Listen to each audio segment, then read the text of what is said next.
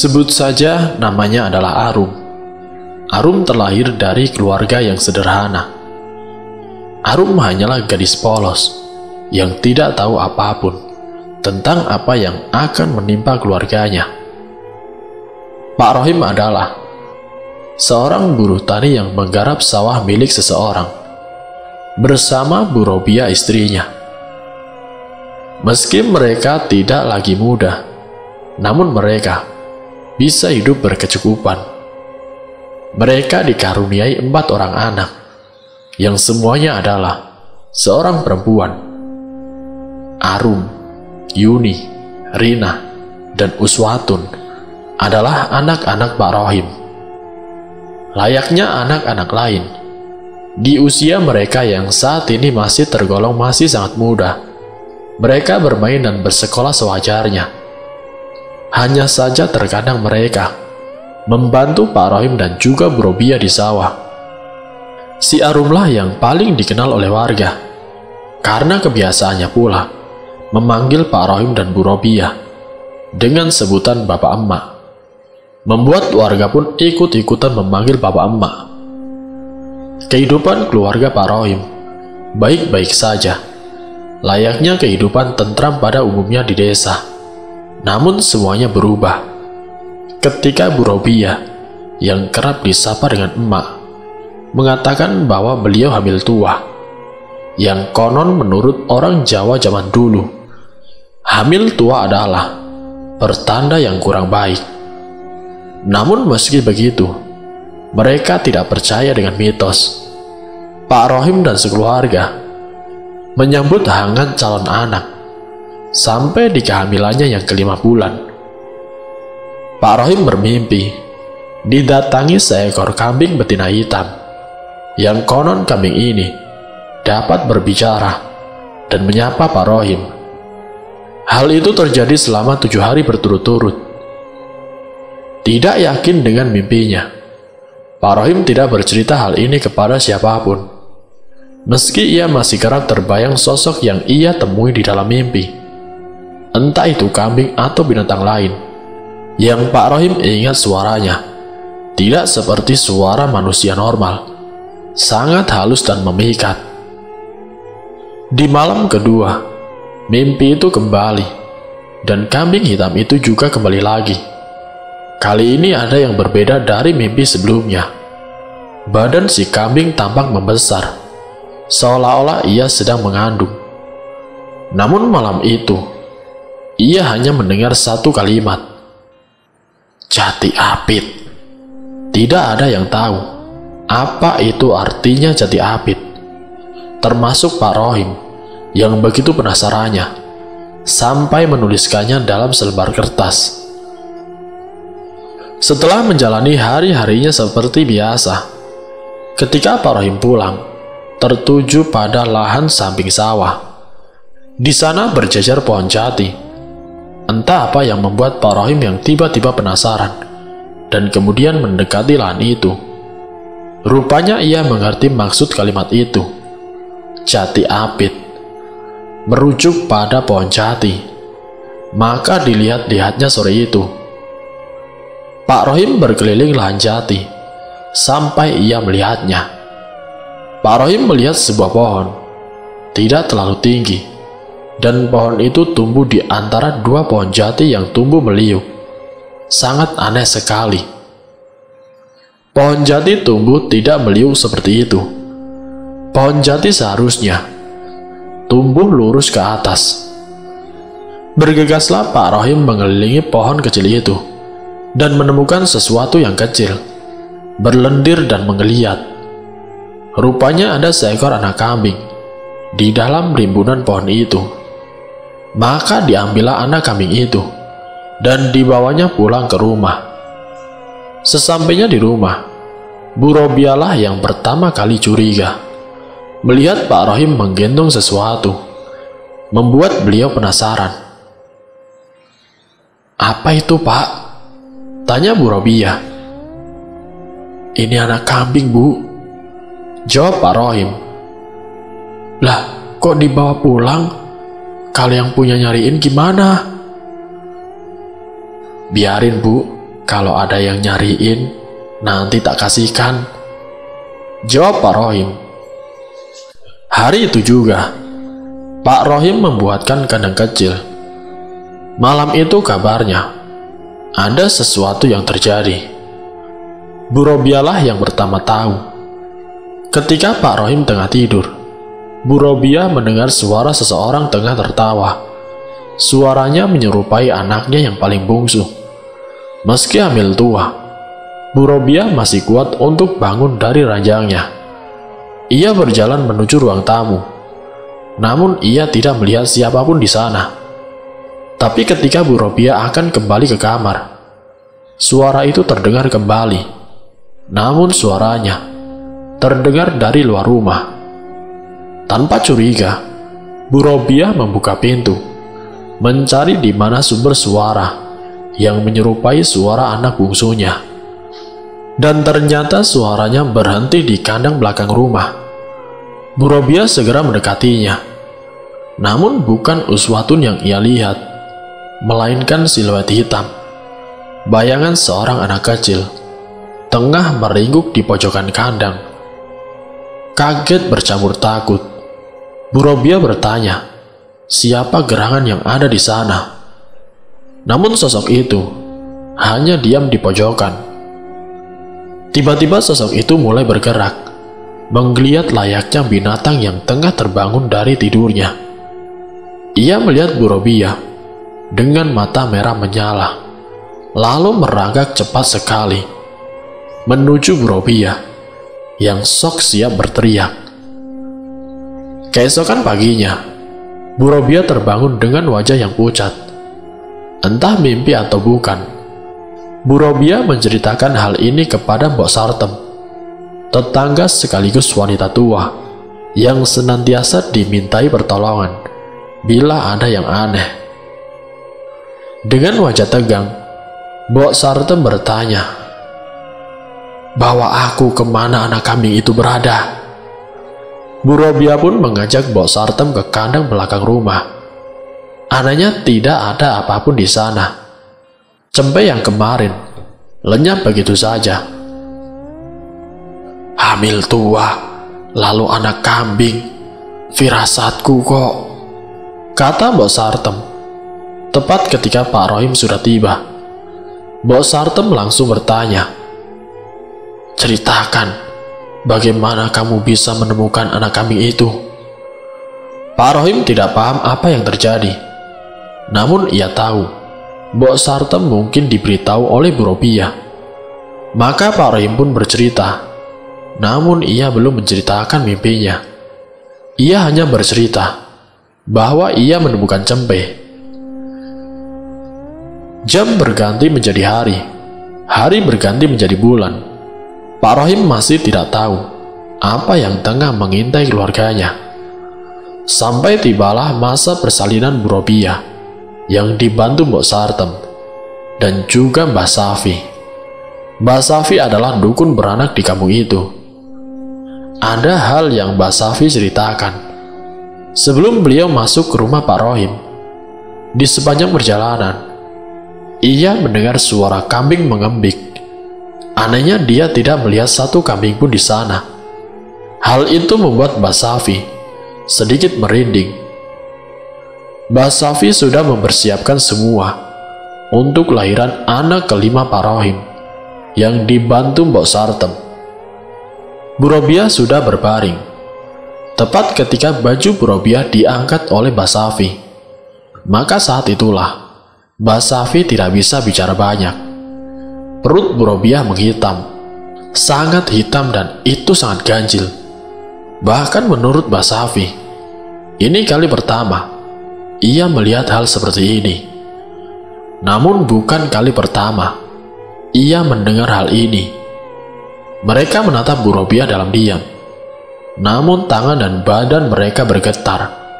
Sebegitu hebatnya, sampai wajah mereka berdua menjadi pucat pasi. Ini bukan pertanda buruk, melainkan petaka dari petaka yang paling ditakuti manusia. Mereka tahu apa yang akan terjadi selanjutnya, namun mereka tidak bisa menebak apa yang sedang dan akan menimpa mereka. Pak Rohim menunggu dengan cemas. Ia berharap akan mendapat seorang anak lelaki. Sudah 4 anak yang ia miliki, namun tidak ada satupun dari mereka mendapatkan seorang anak lelaki. Kecemasan yang semakin memuncak membuat Pak Rohim melupakan 5 mimpi yang dahulu pernah ia alami. Salah satunya adalah ketika kambing hitam itu menjamin Pak Rohim akan hidup enak, masyhur, dan menjadi kaya raya bila ia mau melakukan satu tugas kecil, yaitu menggorok cempe yang ia temukan, kemudian menguburnya di halaman belakang rumahnya. Anehnya, Pak Rohim tidak punya kuasa menolak, dan ia melakukannya tanpa bertanya akibat perbuatannya. Karena ketika Pak Rohim melihat Mbok Sartem bertanya tentang cempe, ia tahu pasti ada sesuatu yang tengah terjadi, namun tidak ia ketahui. Di mimpi terakhirnya, Pak Rohim tidak lagi melihat makhluk itu, melainkan ia melihat dirinya yang bertanduk dan menyerupai wajah seekor kambing. Di tengah kegelisahannya, lamunan Pak Rohim buyar, manakala ketika ia terpanjat saat mendengar suara kambing mengembik sangat keras. Semua orang tampak bingung, di mana seharusnya yang mereka dengar adalah tangisan seorang bayi berubah menjadi suara kambing. Masih dalam suasana kebingungan, Pak Rohim terkejut begitu saja saat Mbak Safi berteriak memanggil namanya. Tepat ketika pintu terbuka dan Pak Rohim kemudian masuk, ia melihat istrinya sangat lemas dengan mata merah karena menangis. Bingung menyelimuti wajah Pak Rohim, Mbak Safi dan Mbok Sartem menatapnya nanar penuh simpati, karena mereka menatap ke satu titik di mana dibalut kain putih dengan darah merah segar yang membasahi ranjangnya. Ada sesuatu yang hitam, besarnya tidak lebih dari tangan menelengkup. Itu adalah bayi mungil. Hanya saja bentuknya tidak menyerupai manusia sedikitpun. Kulitnya berkulit hitam, dengan bola mata menonjol keluar, meski matanya terpejam, dan hidungnya sangat pesek, dengan bibir panjang setelinga. Di kepalanya ada tanduk kecil, dan beraroma sangat busuk. Pak Rohim masih tidak mengerti, sampai Mbok Sartem mengatakannya, "Anakmu sudah meninggal, Him." Singkat ceritanya, semenjak kematian jabang bayi yang sudah ia damba-dambakan, yang kabarnya berkelamin laki-laki, telah meninggal dunia, Pak Rohim kini menjadi pribadi yang tertutup. Bahkan ia sudah lupa cara menyapa tetangganya. Mbok Sartem dan Mbak Safi sepakat, apa yang ia lihat hari itu tidak akan pernah ia ceritakan kepada siapapun, bahkan kepada Bu Robiah, istri Pak Rohim, yang saat itu sedang pingsan. Tanpa tahu apa dan bagaimana ia bisa melahirkan makhluk yang lebih terlihat seperti anak kambing. Di saat itu juga, Pak Rohim hanya bisa murung, sementara Mbok Sartem dan Mbak Safi mempersiapkan perkuburan itu. Disinilah letak keanehan yang kini menjadi buah bibir pembicaraan para tetangga. Hal itu adalah ketika jabang bayi itu digendong Mbok Sartem dengan menggunakan kain hitam. Banyak warga yang kebingungan dan juga bertanya-tanya dalam hati mereka, kenapa kain yang digunakan untuk penguburan bayi berwarna hitam legam, bukan putih bersih seperti mayat lainnya. Kejadian yang sebenarnya terjadi adalah ketika bayi itu dikafani oleh Mbak Safi, tidak ada yang lebih tersentak dan kaget, karena saat kain putih dibalut pada tubuh kecil jabang bayi, Tiba-tiba kain itu menghitam, seolah-olah ada hal yang di luar nalar sedang bermain di sini. Tidak henti-hentinya, Mbak Safi mengucapkan istighfar. Sembari gemetar, ia memberanikan diri, menggendongnya dan memberikannya kepada Mbak Sartem. Pak Rohim lebih banyak diam. Bahkan ketika si bayi sudah dikuburkan, ia masih diam saja, seakan-akan ia tahu apakah ada hubungannya dengan cempe itu. Di malam harinya, Pak Rohim kembali bermimpi untuk kesekian kalinya. Namun di mimpinya yang ini, Pak Rohim terjebak di sebuah tempat lapang yang diselimuti kegelapan total. Di tempat itu tidak ada apapun di sana, sampai terdengar suara mengembik. Maka ditataplah seekor kambing yang berada di hadapannya. Kambing itu ada jabang bayi kecil. Kulitnya masih kemerahan, dan Pak Rohim menatapnya dengan kebingungan. "Ini anakmu," kata kambing itu. Dengan perasaan gugup, Pak Rohim mengangkat tubuh kecil itu. Suara tangis mengoek dari jabang bayi, membuat Pak Rohim menjadi luluh perlahan. Jabang bayi kecil itu mulai berubah. Kulitnya yang kemerahan kini menjadi hitam, dengan bola mata menggelembung. Bibirnya yang kecil mungil membengkak sampai membujutkan diri bahwa jabang bayi itu adalah cempe yang ia gorok tempo hari. Tidak mungkin!" teriak Pak Rohim, menepis bahwa jabang bayi itu bukanlah anaknya. "Hai manusia, apa kamu tahu siapa yang sudah mencabut ajal anakmu?" Pak Rohim kebingungan. Kambing itu terus berbicara dengan suara menggelegar. "Tunggu besok, bila ada yang meninggal, itu adalah pembalasanku untuk mendiang anakmu," ujar kambing itu lagi. Keesokan paginya, Pak Rohim bekerja seperti biasa. Meski kini hari-harinya jauh lebih kelabu dibandingkan hari kemarin. Ketika Pak Rohim sedang membabat rumput di lahan yang ia garap, terdengar seseorang mendekatinya, sembari berujar dengan nada tergopoh-gopoh. Pak Rohim, mohon maaf Pak, Bapak sudah dengar," ujar orang itu. "Dengar apa?" tanya Pak Rohim penasaran. "Mbok Sartem tetangga sampean baru saja meninggal Pak." Terkejut, Pak Rohim teringat dengan kambing di dalam mimpinya, hingga Pak Rohim berujar, "Karma." Desas-desus tersebar, kabarnya meninggalnya Mbok Sartem. Itu tidak wajar. Selain itu, mayatnya juga tidak kalah membuat orang tergeleng-geleng kepala.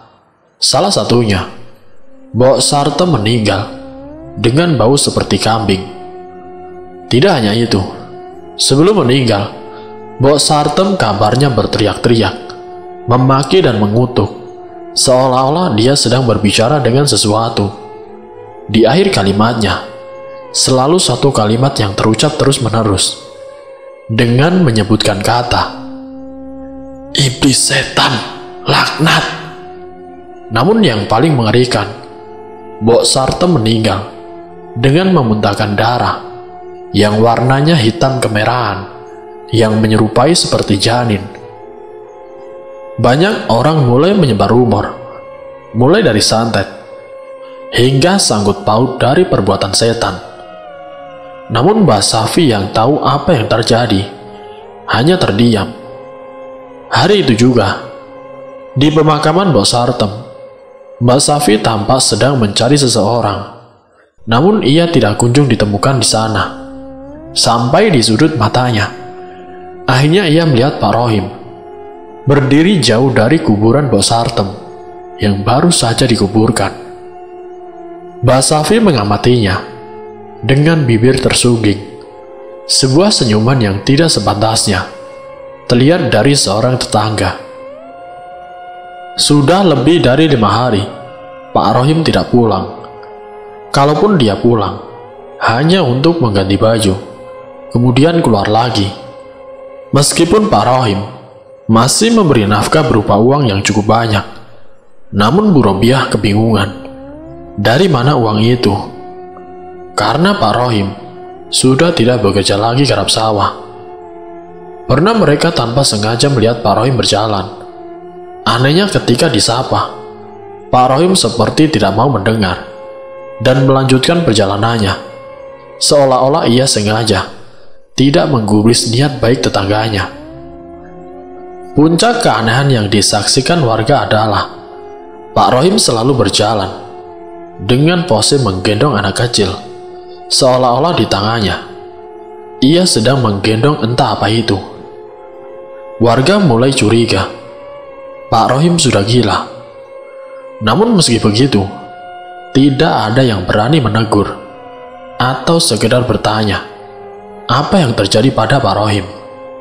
Karena bagaimanapun juga, Pak Rohim pernah menjadi seseorang yang dihormati dan dituakan di kampung ini.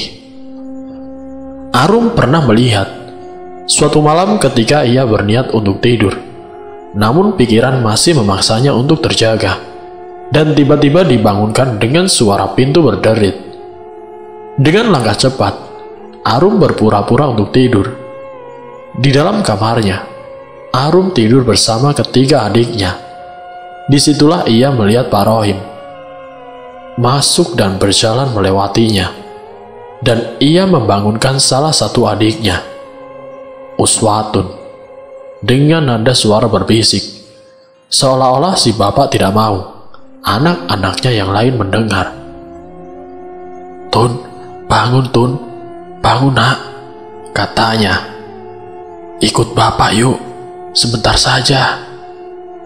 Di dalam kerembangan kamarnya, Arum melihat gelagat yang aneh dari si bapak. Seumur-umur ini adalah kali pertama bapaknya membangunkan anaknya di jam yang sudah selarut ini. Uswatun kemudian terbangun, meski ia masih mengantuk. Tanpa membuang waktu, dari bayangan di gubuk, Arum melihat si bapak mengangkat Uswatun dan pergi meninggalkan kamar, tanpa lupa menutup pintu kembali. Arum terbangun, mengintip dari jendela kamarnya. Ia melihat si bapak sudah pergi. Keesokan paginya, Arum terbangun, dan hal pertama yang ia lakukan adalah mencari Uswatun yang rupanya sedang ada di dapur. Tampak lahap sedang memakan seiris daging. Mereka saling menatap satu sama lain sebelum Arum mendekatinya. "Semalam kamu kemana?" Uswatun tampak kebingungan. Ekspresinya menunjukkan ekspresi ketidaktahuan apapun. "Kemana toh mbak? Atun tidak kemana-mana kok." Aneh, namun Arum yakin ia melihat dengan mata kepalanya sendiri, dan bagaimana bisa Atun mengatakan hal sebaliknya. Meski penasaran, namun Arum tidak bisa mendapatkan jawaban apapun dari Uswatun. Si bapak sendiri masih jarang pulang. Sekalipun ia pulang, paling hanya untuk mengganti bajunya. Di malam yang entah keberapa, di mana Arum kembali memergoki si bapak, membawa Uswatun pergi. Arum nekat untuk mengikuti, meski diliputi perasaan yang was-was dan sangat ketakutan. Arum berjalan jauh di belakang. Mereka menuju sebuah jalan yang Arum tahu. Kebun itu adalah kebun jati. Apa yang dilakukan bapak dan Uswatun di tengah malam seperti ini? Terlebih di sebuah kebun jati yang Arum tahu adalah salah satu tempat yang jarang didatangi oleh siapapun. Dinginnya malam tidak menghentikan rasa penasaran si Arum. Sampai ia melihatnya. Arum melihat Uswatun di depan sebuah pohon rimbun. Pohonnya tidak lebih tinggi darinya. Namun di depan pohon itu ada luyak berisi bunga dan juga sesaji. lengkap dengan jarum dupa di atasnya. Uswatun kemudian melahap isi luyah itu dengan tangan kosong, sementara si bapak hanya duduk menyaksikan anak bungsunya melahap habis apa yang ada di depannya, termasuk bebungan dan kopi hitam itu. Jantung Arum berdegup sangat kencang sebelum terdengar suara mengembik di belakangnya. Arum terdiam kaku, lalu jatuh pingsan. Arum terbangun dengan kondisi demam tinggi, namun ia masih mengingat jelas apa yang ia lihat. Pak Rohim duduk di sampingnya dengan tatapan dingin, namun tidak sepatah kata pun keluar dari mulutnya. Apakah ini cara bapak membangunkan anaknya? Seperti tidak ada yang terjadi kepadanya. Namun semenjak itu, hanya Uswatun yang memandang Arum dengan tatapan penuh kebencian. Selebihnya ia tahu, Uswatun bukan lagi seperti adik bungsunya lagi. Mbak, seseorang menggoyang tubuh Arum sebelum ia menyadari siapa yang membangunkan dirinya. Ia melihat Rina, wajahnya sangat panik. "Ada apa, Rin?" tanya Arum ikut panik. "Atun tidak ada di tempatnya, Mbak." Arum melirik tempat di mana Atun biasanya tertidur. Kosong. Sempat terdiam beberapa saat, karena entah bagaimana menjelaskan kepada Rina. Arum tahu di mana Atun berada, tapi masalahnya, sejak kejadian itu, Arum tahu dirinya seperti selalu diawasi, entah oleh siapa. Namun perasaan itu membuatnya terus khawatir. Dengan berusaha tetap tenang, meski ketakutan meliputi perasaan Arum, ia beranjak dari tempat tidurnya, melangkah keluar kamar. Ia hanya mengatakan, mungkin Atun ada di kamar orang tuanya, karena ini bukan kali pertama si bungsu pergi dan berpindah ke kamar orang tuanya. Arum menutup pintu kamarnya yang terbuat dari triplek tipis, karena memang keluarganya bukannya keluarga yang mampu. Arum sempat ragu, namun ia membulatkan tekadnya. Sebelum ia mendengar suara Atun, ia sedang mendendangkan sebuah nada, permainan kesukaannya. Suaranya terdengar dari halaman belakang rumah. Arum berjalan mendekatinya. Ia yakin itu suara Atun, tetapi Atun tidak sendirian. Ia mendengar ada 2 atau 3 suara lain sedang menyanyikan bersama-sama. Yang jadi pertanyaan adalah, untuk apa Atun bermain cublek-cublek suweng di tengah malam seperti ini? Berusaha mengintip, Arum mendekati gubuk rumahnya yang terbuat dari bambu. Di sela-sela lubang itu, ia mendekatkan wajahnya, melihat dengan seksama. Namun tepat ketika Arum melihat figur Atun yang tengah duduk bersila, nyanyian mereka berhenti, berganti menjadi kesunyian. Kesunyian itu membuat suasana saat itu menjadi begitu sangat mencekam, seolah-olah mereka tahu seseorang sedang mengamatinya. Di tengah pikirannya tenang mereka, Arum melihat Atun. Kepalanya menoleh tepat di mana Arum berdiri menatapnya. Jantung Arum rasanya seperti mau copot. Ia ingin berlari dan kembali ke atas ranjangnya. Namun semua ini membuat Arum penasaran. Dengan nekat Arum mengintip kembali. Namun yang dia dapat, tepat di lubang itu, mata mereka saling bertemu. "Mbak," kata Atun. Ia memanggil nama Arum. "Ayo main, Mbak." Karena sepertinya tertangkap basah, maka Arum melangkah keluar, membuka pintu belakang rumahnya, dan dilihatnya Atun mengamatinya dengan senyuman ganjil. yang sangat menakutkan. Arum mengikuti langkah Atun. Penasaran dengan suara siapa saja yang ia dengar tadi, Arum dibuat dia mematung.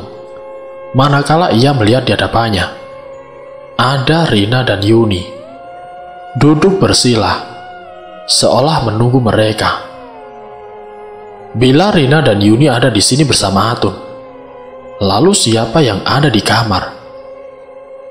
Meski puluhan pertanyaan muncul di dalam pikirannya, Arum mencoba untuk tenang dengan apa yang sedang terjadi. Ia duduk bersila, sama seperti yang lain, sampai ia mendengar Atun mengatakan, "Yang jadi Pak Empo kamu dulu ya, Mbak." Awalnya ragu-ragu, namun Arum mengiyakan permintaan si Atun. Ia tahu akhir-akhir ini hubungan mereka seperti berjarak, dan Arum tidak tahu apa alasannya. Jadi bila menjadi Pak Empo bisa membuat Atun dekat lagi dengan Arum, maka Arum akan melakukannya. Semua tahu apa itu Pak Empo dalam permainan cubluk-cubluk suweng. Pak Empo akan menjadi penebak dalam permainan ini. Karena sejatinya, permainan ini adalah permainan untuk mencari batu yang akan disembunyikan di salah satu telapak pemain ini. Namun masalahnya, Pak Empo haruslah diwajibkan untuk berbaring terlungkup. Sementara permainan lain mulai menyanyikan lagunya, sekaligus membuat batu itu, agar Pak Empo tidak tahu di mana batu itu berada. Maka Arum mulai berbaring terlungkup, menghadap ke lantai. Sementara tiga saudaranya mulai bernyanyi. Namun anehnya, ketika Arum terlungkup, ia merasa ada pemain keempat di antara mereka. Namun meski begitu, Arum lebih takut tentang suara lain yang ia dengar, suara yang tidak pernah ia kenal. Sampai akhirnya, ia mencium aromanya. Aroma kambing itu kembali. Di antara mereka, ketika sampai lirik Sapa Guyu Deleke, maka Arum mulai membuka matanya, menatap ketiga adiknya. Tanpa tahu di mana, ia merasakan pemain keempat itu berada. Semua wajah adiknya mengisyaratkan ekspresi yang sama, pucat dan begitu datar, tidak seperti adik-adiknya selama ini. Arum menunjuk Atun. Ia memilih tangan kirinya, maka Atun membuka tangannya, dan batu kerikil itu tidak ada di sana. Sekarang ia menunjuk Rina. Rina juga sama. Di atas telapak tangannya, batu itu tidak ditemukan. Maka Arum harus kembali menjadi Pak Empo.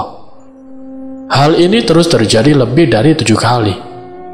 Ketika Arum mulai terlungkup lagi, terdengar suara tertawa yang membuat Arum tidak nyaman.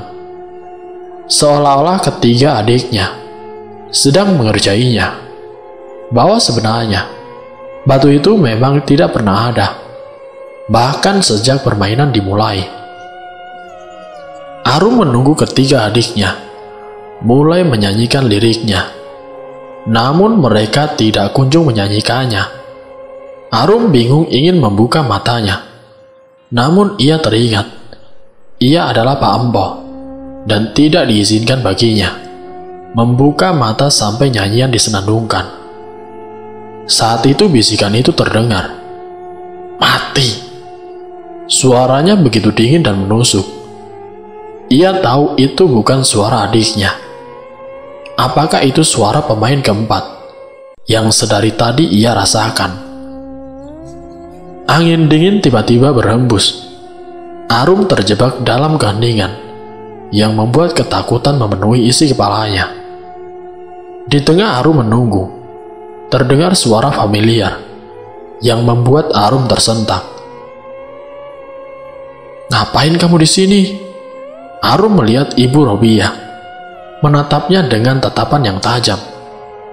Tidak hanya Bu Robiah yang membuat Arum terkejut. Rupanya ketiga adiknya tidak ada di sana. Jadi dari tadi, berarti Arum hanya sendirian di sini. Meski amarah Bu Robiah meluap-luap, Arum hanya terdiam, tidak terfikirkan untuk menceritakan semuanya. Dan ketika Arum masuk ke kamar, ia melihat ketiga adiknya sedang tertidur lelap, termasuk si Atun yang sedari tadi sudah nampak tidak pernah terbangun dari ranjangnya. Hanya saja aroma kambing itu belum juga menghilang dari penciuman di hidungnya.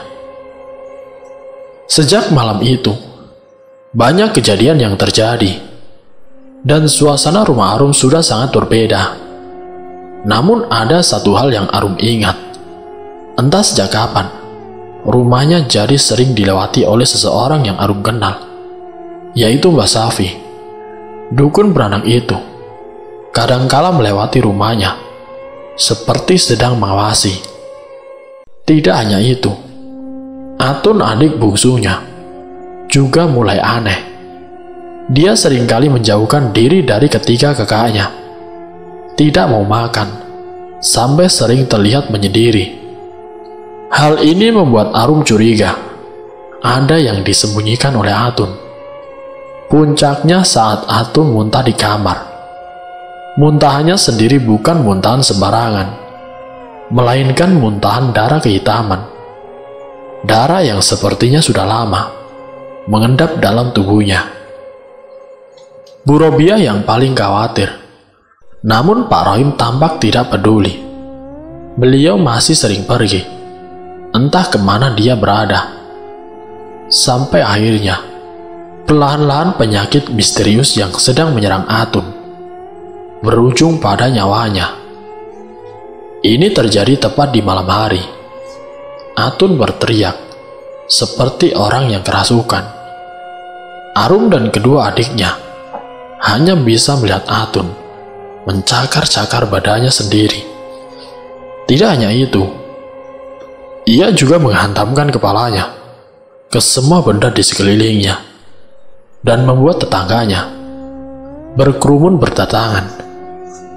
Hingga tepat subuh di rumah sakit, Atun meninggal dunia. Suasana rumah Bu Robiah ramai orang, dan seseorang yang paling dicari itu muncul. Pak Rohim pulang dengan mata merah mengawasi. Semua warga tampak geram dengan apa yang Pak Rohim lakukan. Entah apa itu. Arum hanya menatap nanar wajah Atun untuk terakhir kalinya, sebelum liang lahat menutup wajah adik bungsunya. Yang ia tahu Atun meninggal dengan cara yang tidak wajar. Hanya Arum yang tahu bahwa sebelum Atun meninggal, ia menyerupai wujud seekor kambing. Di tengah duka itu, Arum mencuri dengar Pak Rohim dengan seseorang. Ia kenal dan tahu siapa itu. Mbak Safi tampak bersitegang dengan bapaknya. Entah apa yang ia bicarakan. Mbak Safi hanya mengatakan, "Sudah, hentikan saja semuanya sebelum semua anak-anakmu diambil di depan mukamu." Dengan wajah tidak berdosa, Pak Rohim hanya menjawab dengan pelan, "Itu bukan urusanmu. Wedus kibas, itukah jenis iblis atau jin yang menuntunmu? Bok Sartem tidak bersalah sepenuhnya. Memang anak iblismu pantas mati." Setelah mengatakan itu, Mbak Safi pergi meninggalkan Pak Rohim sendirian. Namun di matanya, kematian Atun banyak menimbulkan pertanyaan. Selain hal itu, banyak warga yang juga melihat gelagat aneh Pak Rohim. Namun tidak ada yang berani menegur, apalagi bertanya, apa yang sedang Pak Rohim lakukan. Setelah kematian Atun, Pak Rohim yang dikenal warga, bermata pencaharian sebagai buruh tani, tiba-tiba menjelma menjadi orang kaya raya. Tidak ada yang tahu dari mana dia mendapatkan sumber kekayaan itu. Sebegitu kayanya, sampai mampu membeli tanah luas, tanah yang ia beli adalah tanah di mana kebun jati itu berdiri. Dibangunlah rumah besar dengan 2 lantai, lengkap dengan semua tetek bengek, menyerupai orang kaya baru. Sampai di sini, masih tidak ada yang berani mempertanyakan dari mana sumber kekayaan itu. Mulai banyak orang membicarakan tentang pesugihan, bersekutu dengan setan, atau melakukan tindakan ilegal. Akan tetapi, tidak ada yang bisa membuktikan ucapan itu. Ada hal yang menarik. Semenjak berita kehebatan Pak Rohim ini menyebar, banyak keanehan yang membuat warga curiga. Salah satunya adalah tidak ada lagi yang pernah melihat Bu Robiah, Yuni, dan juga si Rina. Padahal kabarnya, beliau ada di dalam rumah besar itu, yang sekarang dijaga ketat. Hanya anak sulungnya saja yang sering keluar rumah. Itu pun tidak ada warga yang berani mendekat. Semua ini tidak lepas dari kejadian-kejadian mengerikan setiap kali bersinggungan dengan keluarga Pak Rohim. Kabarnya siapa yang membenci keluarga ini selalu mendapat sial. Namun ada satu cerita yang pernah sempat menyebar, di mana ada warga yang tidak sengaja melihat sesuatu ketika melewati rumah Pak Rohim pada malam hari. Di jendelanya ia melihat Bu Robiah dengan rambutnya yang panjang. Wajahnya tampak memelas. Ia meminta tolong. Sampai akhirnya terbuka satu rahasia kecil. Di dalam rumah besar itu, ada satu kamar yang tidak boleh dimasuki sembarangan orang. Bahkan pasien-pasien Pak Rohim dilarang masuk ke sana. Arum yang waktu itu belum tahu maksud dari semua itu. Ia sudah bertekad membagi ketakutannya pada seseorang yang mungkin tahu langkah apa yang harus ia perbuat atas peristiwa yang menimpa keluarganya. Malam hari Arum datang ke rumah Mbak Safi. "Mbah, ibu jadi gila, Mbah."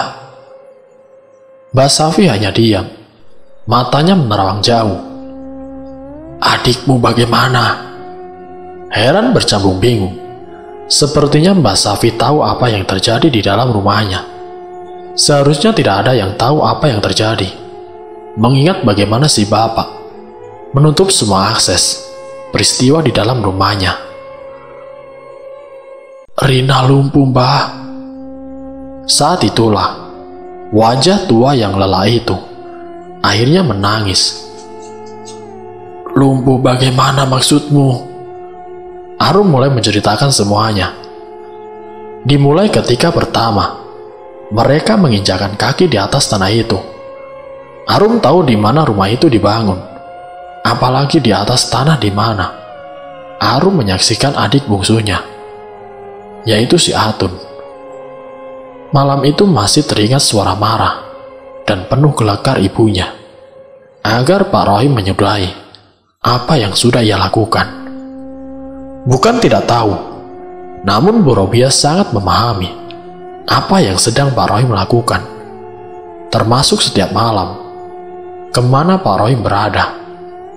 Apalagi jika bukan bersekutu dengan iblis. Bebauan amis yang awalnya Bu Robiah tidak tahu itu tercium dari aroma mulut Pak Rohim. Perlahan kejanggalan itu semakin terungkap manakala Bu Robiah sampai harus berpuasa dan sholat malam, yang konon membawanya untuk menyaksikan suaminya tengah mengunyah cempe yang dulu tidak ditemukan arah batangnya. Ternyata terkubur di belakang rumahnya. Tidak hanya itu, di mimpi yang membuat Bu Robiah tidak bisa bersikap tenang itu, ia melihat Pak Rohim selalu membawa anak itu di punggungnya.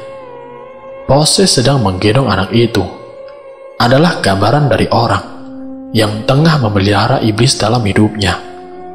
Namun Pak Rohim memilih untuk bungkam, dan selanjutnya teror itu mulai membuat Bu Robiah kehilangan akalnya. Arum masih ingat bagaimana akhirnya ibunya mulai kehilangan akal sehatnya saat mulai menangis. Mbak Safi hanya mendengarkan, sementara Arum seolah kebingungan apakah ia harus melanjutkan ceritanya. Sampai akhirnya kalimat itu terucap, "Setelah Rina, Yuni yang akan menerima dosanya. Baru setelah itu, kamu yang akan menanggungnya."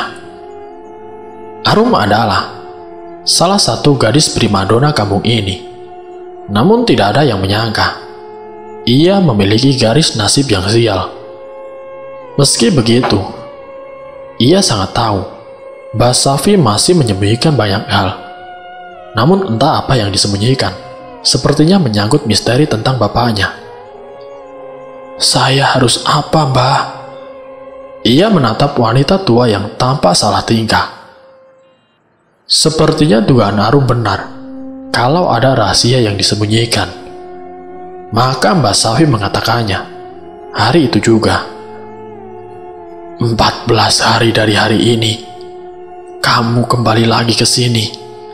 Ada sesuatu yang harus kuberikan." Arum pun mengangguk dan bersiap untuk pamit. Namun Mbak Safi memanggil Arum lagi. "Sebentar, Nak."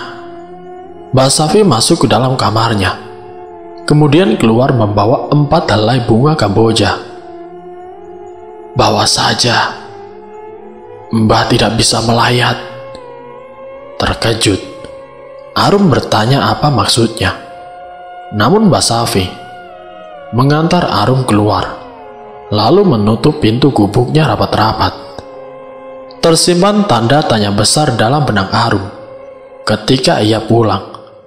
Namun 4 helai bunga Kamboja, apalagi bila bukan pertanda kematian? Pertanyaan Arum terjawab ketika di jalan bertemu beberapa orang, mengamatinya dengan mimik wajah prihatin. Dan ketika Arum sampai di depan rumahnya, ia melihat bapaknya.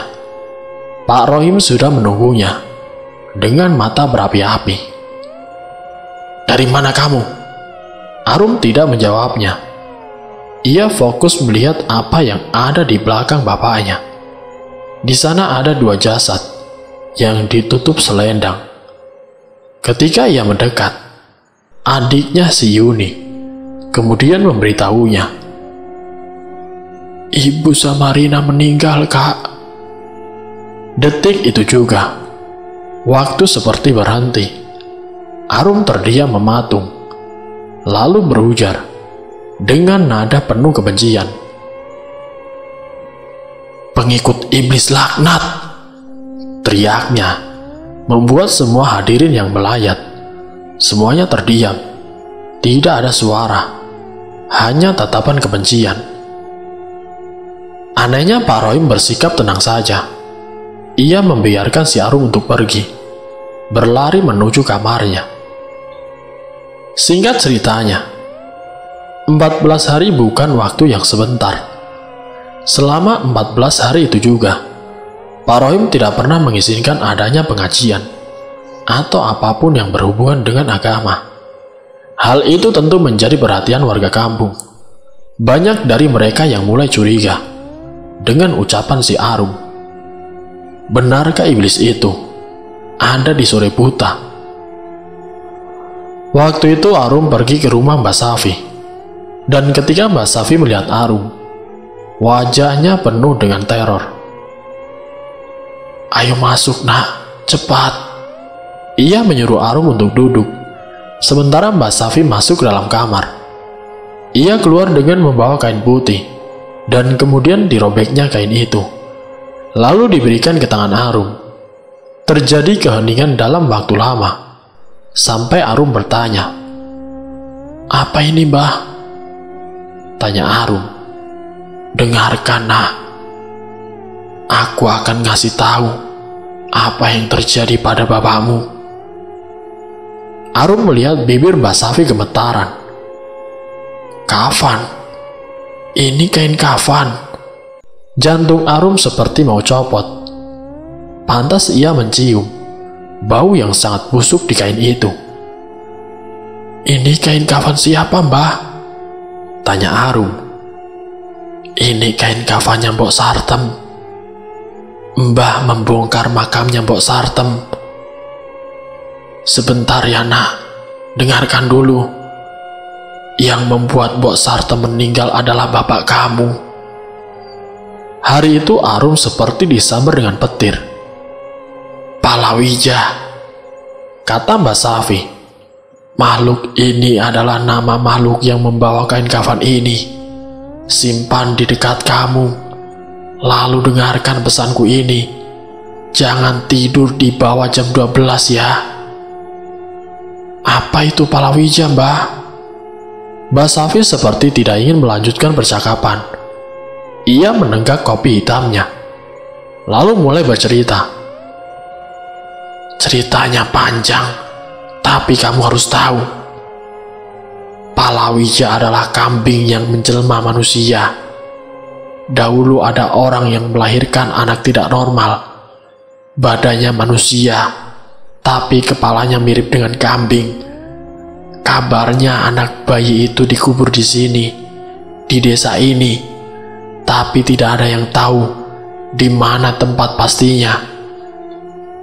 Kalau kata Mbok Sartem, bapakmu lah yang menemukan kuburannya. Pintar menipu manusia. Bapakmu sudah terjerumus sama iblis satu ini. Kamu pulang saja. Pesanku cuma satu. Jangan sampai hilang kain kafan ini." Seperti apa yang dikatakan oleh Mbak Safi, Arum tidak pernah lagi tidur di bawah jam 12. Ia sengaja mengikat kain itu di pergelangan tangannya, seolah-olah itu gelang penjaganya. Dan di malam yang entah keberapa, Arum teringat ada satu kamar di dalam rumahnya yang tidak pernah ia masuki. Malam itu Pak Rohim pergi sedari sore tadi. Di luar tengah hujan lebat. Hanya ada Arum dan Yuni serta dua pembantunya. Dengan perasaan bimbang, Arum pergi menuju ke kamar Pak Rohim, kamar yang tidak pernah boleh dimasuki siapapun. Baru saja ia menutup pintu kamarnya, Arum dikejutkan oleh Yuni. Yuni menatapnya dengan tatapan datar. Sebelum Arum bertanya, kenapa Yuni masih terjaga di jam malam seperti ini, tiba-tiba Yuni tertawa cekikikan dan berlari meninggalkan Arum dengan wajah kebingungan. Tanpa menghiraukan Yuni, Arum tetap berjalan menuju kamar Pak Rohim. Tercium aroma wewangian yang biasa Pak Rohim gunakan, sangat familiar, namun memuakan bagi Arum yang sudah lupa bahwa ia punya figur seorang bapak. Ketika Arum tepat di depan pintu itu, ia tahu kalau ia tidak sendirian, dan anehnya pintu itu bisa dibuka dengan sangat mudah. Maka Arum melesat masuk, dan hal pertama yang Arum lihat adalah temboknya ditutup dengan kain hijau zamrud, membuat Arum merinding. Ada rahasia di dalam sini. Tanpa membuang waktu, Arum mengamati setiap detail kamar ini. Banyak topeng barongan, sampai wurukan. Banyak keris terpajang di atas meja, lengkap dengan kemenyan yang dibakar di atas bak tanah liat kecil. Namun Arum terfokus menatap satu titik. Ada keranjang bayi yang diselimuti oleh jarit, dan di atasnya ada payung khusus mayit. Ketika Arum mendekatinya, tiba-tiba badannya menjadi berat sekali, seperti ada yang naik di atas punggungnya. Saat itulah Arum sudah tidak sanggup lagi untuk mengangkat beban tubuhnya. Tiba-tiba tercium aroma yang sudah lama Arum lupakan, bau lengu seekor kambing. Maka Arum berbalik, mengamati sesuatu yang sedari tadi mengikutinya. Terkejut, Arum melihat sosok jangkung dengan bulu hitam lebat. Tangannya bengkor tidak berjari, matanya merah menyala, dengan hidung melesak keluar. Di kepalanya ada tanduk kecil. Ia berdiri, seperti tengah mengamati Arum, yang membuat Arum menjadi mematung. Makhluk itu bergerak, seperti penari jaipong, dengan kepala miring ke kiri dan kanan. Ketika ia bersiap untuk mencengkram Arum, pintu terbuka, dan Pak Rohim berteriak dengan keras, "Jangan anak sulungku!" Suaranya bergetar marah, dan Arum jatuh pingsan. Arum terbangun di dalam kamarnya. Masih setengah sadar, ia mendengar suara yang entah dari mana datangnya, lirih dan seperti putus asa. Sampai Arum tersadar bahwa di hadapannya berdiri pocong tepat di depan wajahnya. Pocong itu adalah Mbok Sartem. Mbok Sartemlah yang berdiri tadi berteriak meminta tolong. Namun Arum ketakutan setengah mati melihat langsung dua makhluk yang wujudnya tidak pernah Arum bayangkan, membuat Arum sampai berpikir lebih baik ia pingsan lagi. Dan harapannya pun terwujud, karena sekarang yang ada di hadapannya adalah bapaknya, Pak Rohim, tengah menatap Arum dengan wajah penuh amarah, sembari mengangkat sesuatu yang Arum kenal. "Siapa yang baru saja memberimu ini?" Arum menatap takut bapaknya. Ini pertama kalinya ia melihat bapaknya semarah itu. Di depan Arum bapaknya kemudian membakar gelang yang terbuat dari kain kafan Mbok Sartem. Namun semenjak hari itu, setiap malam Arum selalu merasa diawasi. Makhluk yang ia lihat di dalam kamar Pak Rohim, apakah itu yang dimaksud oleh Mbak Safi? Ia pun berkeinginan untuk menemui Mbak Safi kembali. Sampai Arum tersadar, di depan pintu kamarnya, Yuni mendekati Arum yang berbaring di atas ranjangnya. Lalu kemudian mengatakan, "Mbak, ayo main cublek-cublek suang." Arum hanya diam. Ia tidak tahu harus menjawab apa. Permainan ini mana bisa dimainkan hanya oleh dua orang. "Tidak bisa, Yun. Bagaimana caranya?" "Kenapa nggak bisa, Mbak? Siapa lagi yang main? Kalau berdua mana bisa? Itu ada Hatun sama Rina di samping Mbak." Semenjak saat itu, Arum merasa semakin lama semua semakin aneh. Meski kain kafan yang diberi oleh Mbak Safi sudah dibakar oleh Pak Rohim, namun Arum masih merasa bahwa sesuatu tetap mengawasinya. Di suatu malam tanpa sengaja, Arum melihat ke halaman belakang rumahnya, tempat di mana sore tadi Pak Rohim mendirikan sebuah ayunan tua. Pak Rohim tampak berdiri sendirian, menyendiri menatap ayunan di depannya yang tengah bergerak-gerak tanpa ada yang mendorongnya. Penasaran, Arum pun mendekat ke jendela. Dilihatnya lebih jeli. Apakah matanya tidak salah melihat hal itu? Mengikuti naluri penasarannya, Arum berjalan turun, berharap bisa mendekat, mencari tahu apa yang bapaknya lakukan di sana. Dan sampailah ia di dapur rumah, tempat di mana jarak antara dirinya dan Pak Rohim tidak begitu jauh. Di sana ia mendengarkan Pak Rohim yang tampak sedang berbincang. Yang jadi masalahnya, tidak ada siapapun di sana, kecuali Pak Rohim dan ayunan yang bergerak dengan sendirinya. Sampai Arum dikejutkan dengan suara familiar yang ia kenal. "Atun pulang ya, Kak?" Terkejut, Arum pun melihat Yuni sudah berdiri di belakangnya. "Atun?" Arum kebingungan. "Iya, Kak. Itu lihat, ada ibu juga sama Rina di sana." Arum tidak mengerti apa yang terjadi di dalam keluarganya. Apakah hanya dirinya yang tidak bisa melihatnya? Sampai ia mengingat dan menanyakan kepada Yuni. "Yun," kata Arum, Iya kak, kamu pernah melihat tidak? Ada manusia, wajahnya menyerupai kambing, tinggi, berbulu hitam, di kepalanya ada sepasang tanduk. Yuni pun mengangguk. Adik, ucap Yuni, seraya menunjuk. Arum terdiam, mencoba mencerna maksud perkataan dari Yuni. Adik. Sampai Arum baru sadar, Yuni tidak menunjuk dirinya, namun ia menunjuk sesuatu di belakangnya. Sosok yang Arum bicarakan, rupanya sedari tadi, berdiri di belakang Arum. Sampai akhirnya, Arum merasa sentakan kuat mencengkram lehernya dan menghantamkannya ke lantai. Suara terakhir yang ia dengar adalah suara Pak Rohim berteriak marah dan mengatakan, "Jangan anak pertamaku, jangan." Lalu semuanya menjadi gelap.